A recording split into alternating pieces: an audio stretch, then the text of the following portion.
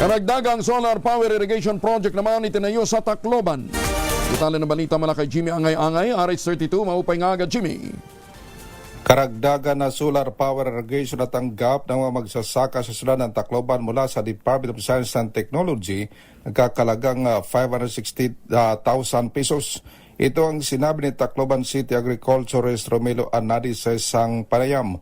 Ayon kay Anadi na itinayo ito sa New Kawayan, Tacloban na magiging source ng tubig para sa mga taniman ng gulay, root crops at high-value crops. Ito na ang pangalawang solar power irrigation na natanggap ng mga magsasaka sa Tacloban na magagamit ng kanilang mga sakahan na magkunan ng tubig panahon ng tag-init. Inasahan pa ng City Agriculture Office na tataas na ang produksyon ng panagrikultura sa tulong ng solar irrigation.